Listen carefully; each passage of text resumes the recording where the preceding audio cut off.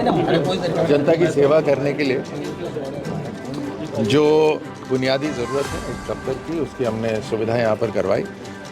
हमारे सारे कला के अंश से जुड़े हुए सब लोग, खास तौर से जो वंचित हैं, पिछड़े हैं, उनको हम आगे लाने के लिए प्रधानमंत्री मोदी जी ने अनेकों योजनाएं शुरू करी। उसको धरातल तक हम उतार पाएँ, तो ये बड़ी जिम्मेदारी इस दफ्तर की है। इन सबके दफ्तर के अंदर सभी काम करने वालों की राजस्थान सरकार भी पूरी तरह से, चाहे मार्केट बनाना, मार्केट तैयार करना, वन डिस्ट्रिक्ट वन प्रोडक्ट को आगे बढ़ाना, या बड़ी इंडस्ट्रीज लेकर आना, और नई टेक्नोलॉजी की तरफ भी, जैसे ग्रीन हाइड्रोजन है और इंटरनेट आईटी रिलेटेड जो सर्विसेज हैं, उनके अंदर बड़े रूप में राजस्थान सरकार काम करना शुरू कर दिया है।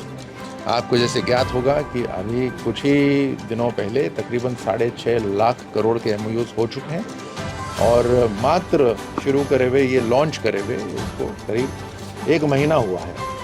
ये सरकार के पहले साल के अंदर हमने काम शुरू करा है, जिसके अंदर, जैसे मैंने कहा, कि बड़े उद्योगों से लेकर हस्तकला तक के, आर्टिसंस तक के, उसको बढ़ोतरी देने का जो काम होगा, ये पहले साल में ही हमने शुरू करा है। 100% इसको हम धरातल पर उतारेंगे, और लगातार इस काम को, आप तो ये समझिए कि ओपनिंग सेरेमनी दिसंबर में हो रही है, इसको हम लगातार चलाते रहेंगे, और यकीनन इससे पूरे राजस्थान के अंदर जो आर्थिक माहौल है उसके अंदर मजबूती आएगी।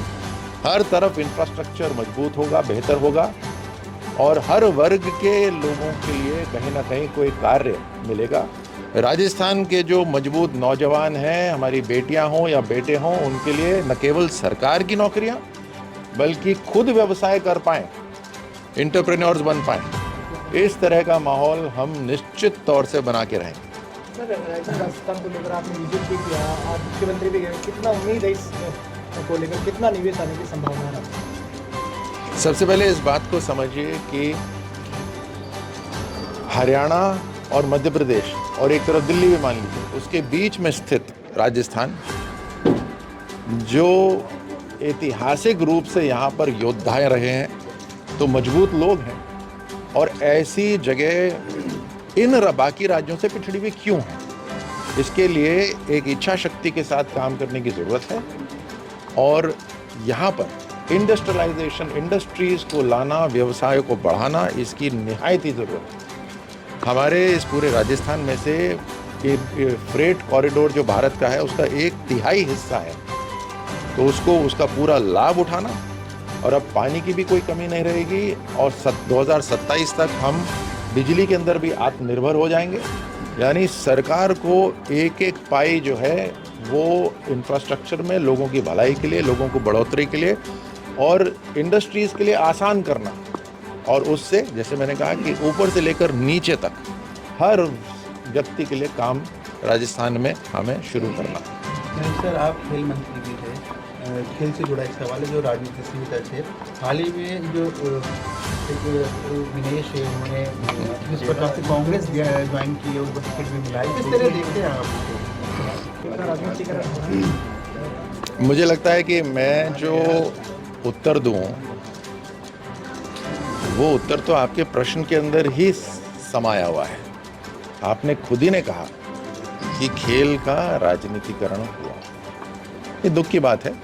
राजनीति के अंदर हमारा लोकतंत्र है, हर व्यक्ति का अधिकार है, लेकिन वो सीढ़ी कहाँ से शुरू हो और कहाँ पहुँचे, उसके अंदर दूसरा जो क्षेत्र है वो दूषित नहीं होना चाहिए। और मुझे लगता है कि इस ओलंपिक्स के अंदर रेसलिंग खासतौर से एक ऐसा खेल है जिसमें हमारे काफ़ी खिलाड़ी पहुंचते थे और पदक खूब अच्छे आते थे। इस बार मुझे लगता है कि और ज़्यादा आ सकते थे, अगर इस तरह का माहौल शुरू नहीं होता पहले।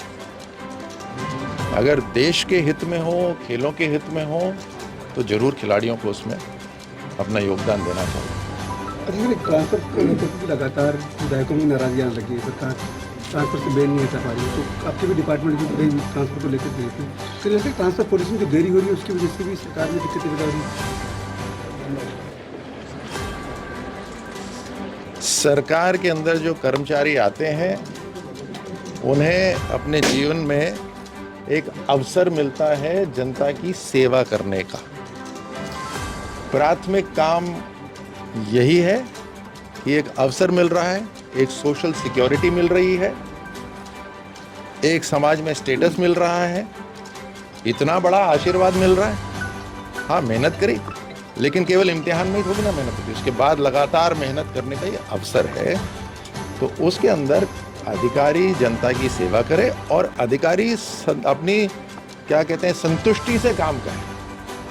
जहाँ पर वो सबसे ज़्यादा खुश रह सकता है वहाँ काम करे। ये दोनों चीज़ें मिलनी चाहिए और इसी के लिए सरकार के अधिकारी, सीनियर अधिकारी और जो जनप्रतिनिधि हैं, जो शीर्ष नेतृत्व है, वो उसी को ध्यान में रखते हुए काम करता है। अल्टीमेट एम यही है कि जनता और राजस्थान का भला होना चाहिए। साहब, आप चूंकि वो जो नए जिले की कमेटी बनाई गई थी, क्या आपने सारे दिल की बात आज यहीं करने वाले हो क्या? हाँ? कि जो टॉपिक, अरे मैं तो हमेशा ही मैं उपलब्ध रहता हूँ।